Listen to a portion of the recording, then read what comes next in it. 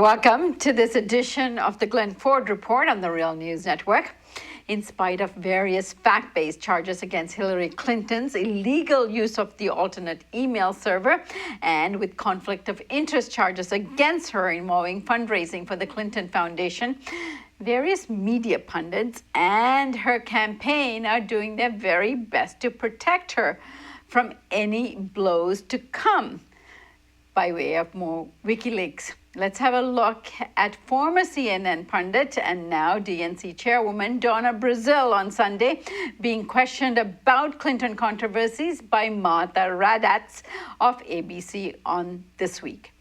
And Donna, back to those DNC emails, what is your concern here? Julian Assange has said there will be significant releases over the coming weeks, coming months. What are you most concerned about there? We are victims of, the DNC and other institutions are victims of a cybercrime led by thugs. We know from the company that we hired, CrowdStrike, that there was Russian involvement in this to destabilize not just our institution, the Democratic Party, but our democracy itself. So we have taken appropriate steps to ensure that we have the safest possible system. We're working with federal officials. But I have to, once again, the notion that we're going to let some person put out personal sensitive information across the world, jeopardizing people's privacy. And we're interviewing him as if he's going to have a smoking gun for October. The smoking gun is that we're interviewing somebody who's involved in a cybercrime and not calling him a criminal. Now joining me to shed more light on these controversies and what does this do to discussion and debate about these issues in our society is Glen Ford. Glen is the executive editor of the Black Agenda Report. Glen, good to have you with us.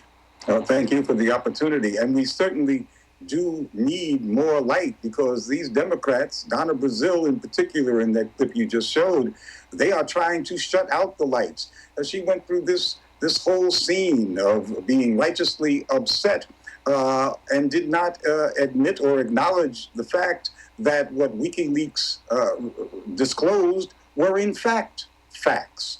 What the Clinton campaign fears far more than Trump.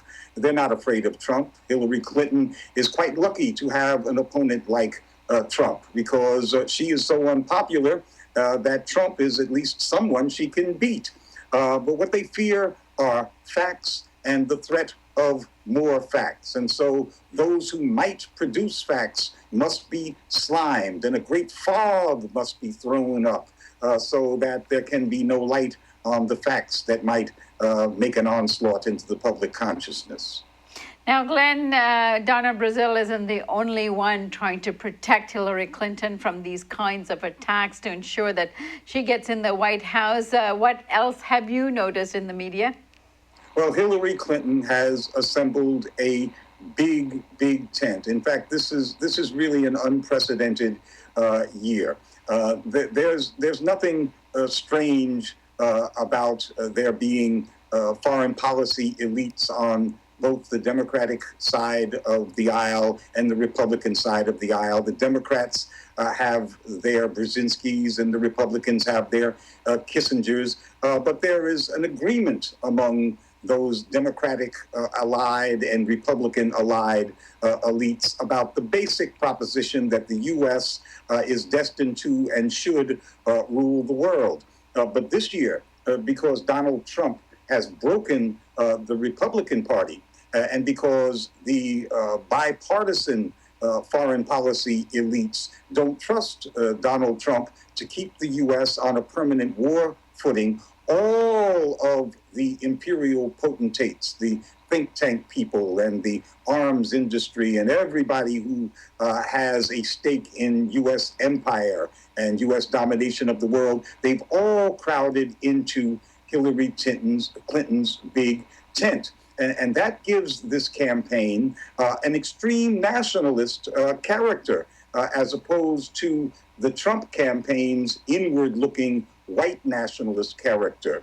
So the Hillary campaign now resorts to what we used to call McCarthyism, and in general throwing up this fog of war. The corporate media is entirely in the Hillary Clinton big tent as well. And the leaders of that corporate media, the New York Times, they have a special responsibility to create more fog than anyone else.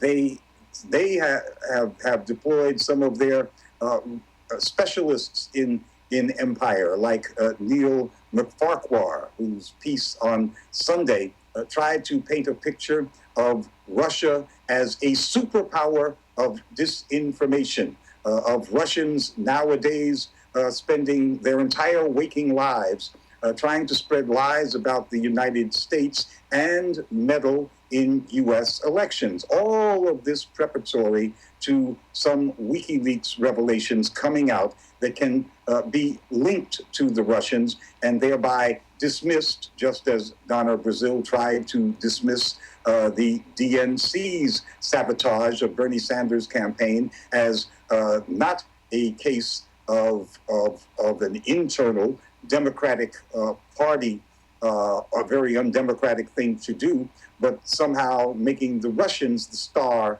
of this story. So they're trying to inoculate Hillary Clinton, to immunize her from the facts. Only the facts can, in fact, defeat her in November.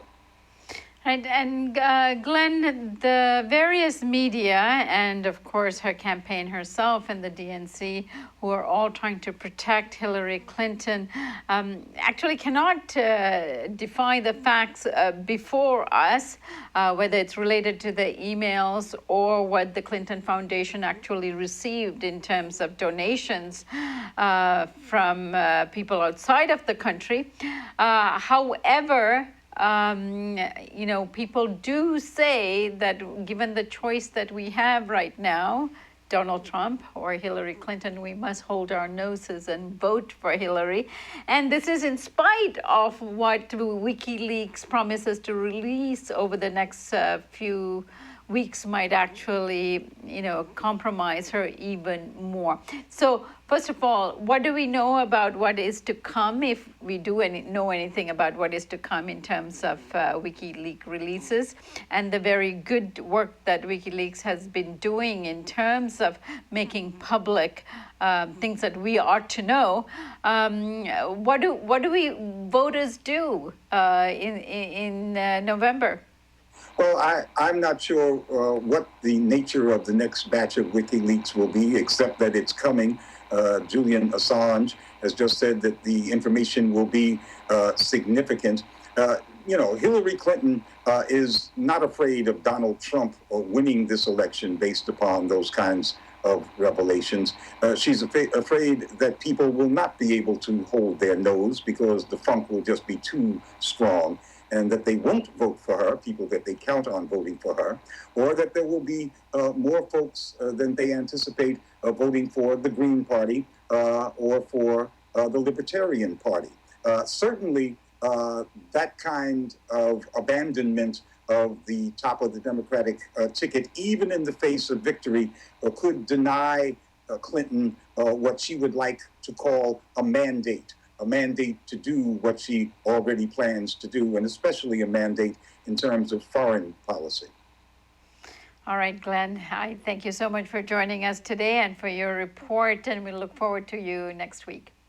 Thank you. And thank you for joining us on the Real News Network.